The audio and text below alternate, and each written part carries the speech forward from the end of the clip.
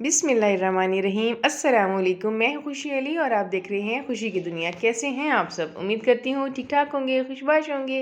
आमीन सुम्मा आमीन। आज हम बना रहे हैं चिकन राइस और ज़बरदस्त से मज़ेदार से चिकन पुलाव है। ये बहुत आसान है। आप देख रहे हैं कितनी ज़बरदस्त हमारी बिल्कुल हर दाना अलग अलग सा और खिले खिले से हमारे चावल बने हैं। चलते हैं अपनी रेसिपी की तरफ। हमने लिया है गोश्त 1.5 किलो, उसको अच्छे से वॉश कर लिया था। धनिया, साबुत धनिया और सौंफ और ज़ीरा 1 चम्मच मैंने डाला है और 2 चम्मच नमक डाले हैं। और इसमें हम डालेंगे पानी डाल के हम इसकी यखनी बनने के लिए रख देंगे।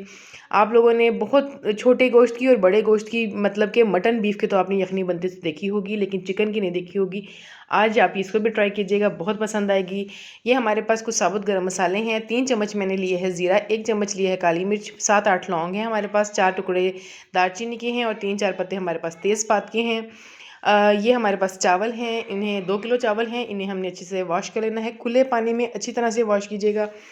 चावल धोते वक्त चावल को मसलिएगा बिल्कुल नहीं, किससे चावल टूट जाते हैं। चावल को भिगोकर हम रख देंगे तकरीबन 40 मिनट के लिए। हमारे पास हैं टमाटर और हरी मिर्चें। काट के डालते हैं तो बच्चों को पसंद नहीं आती, वो अलग निकालते रहते हैं, इसलिए मैं इसका मोटा मोटा सा पेस्ट तैयार कर लूँगी। आप देख रहे हैं इस तरह से हमने इसका सब्ज़ मिर्च और टमाटर का जो है पेस्ट तैयार कर लिया है। अब हम चलते हैं अपनी कुकिंग की तरफ। हमने पतीले के अंदर डाल लिया है ऑयल अपनी ज़रूरत के हिसाब से और इसमें हम डालेंगे जितने भी साबुत गरम मसाला था वो हम इसमें डाल देंगे। मैं इसमें पिसा हुआ गरम मसाला नहीं डाल रही हूँ, सिर्फ साबुत गरम मसाला डालूंगी। और इसकी हम करेंगे थोड़ी सी देर भुनाई, जस्ट 1 मिनट। जब ये ज़ीरा जो है चटकना शुरू हो जाएगा तभी हम जो है इसमें अपनी ब्राउन की हुई प्याज डाल देंगे। ये पहले डार्क लग रही थी आपको कि जैसे बहुत डार्क कलर की है, लेकिन जो ही वो ऑयल में डाला तो देख रहे हैं कितनी फ्रेश सी उसकी लुक हो गई है, कितना खूबसूरत सा इसका कलर आना शुरू हो चुका है। प्याज को ब्राउन करके रखने का तरीका मैं कुछ दिन पहले जो है अपलोड कर चुकी हूँ, वो आप मेरे चैनल पे देख सकते हैं। इसमें हमने डाले हैं 2 खाने के चम्मच अदरक लहसुन का पेस्ट।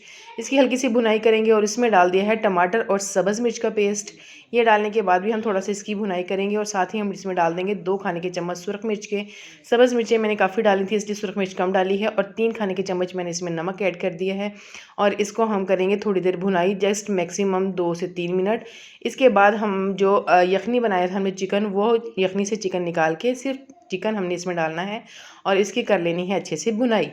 वीडियो को देखते देखते वीडियो को लाइक कर दें, पसंद आए तो फ्रेंड एंड फैमिली के साथ शेयर कीजिएगा। चैनल पे न्यू है तो सब्सक्राइब करना मत भूलिएगा और कमेंट्स दिया करें, अच्छा लगता है, खुशी होती है जब आप लोगों के व्यूज़ जो हैं मिलते हैं तो बहुत अच्छा लगता है।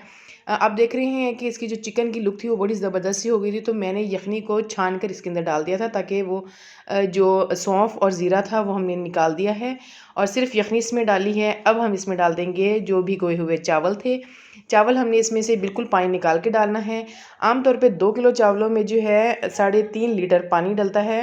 अगर चावल भीगे हुए हों तो 3.5 लीटर डलता है, जबकि मैंने इसमें यहाँ पे जो है पानी वो अंदाजे से डाला है और तकरीबन हमने इसको मतलब ढक के पकने के लिए रख दिया था। अब आप देख रहे हैं कि इसमें यखनी और पानी जो है वो काफ़ी कम हो चुका है। चम्मच इसमें बार बार है नहीं हिलाना वरना चावल टूट जाएंगे। और जब आप देखेंगे कि इस तरह से जो है ना बिल्कुल हल्का हल्का सा पानी रह जाएगा तो ये दम की स्टेज है।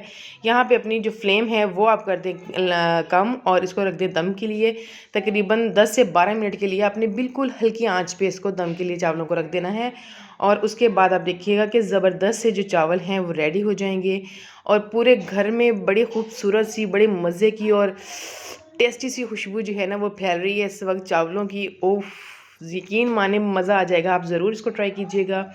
दुआओं में याद रखिएगा। अल्लाह रब्बुल इज़्ज़त खुश रखे। अल्लाह हाफ़िज़।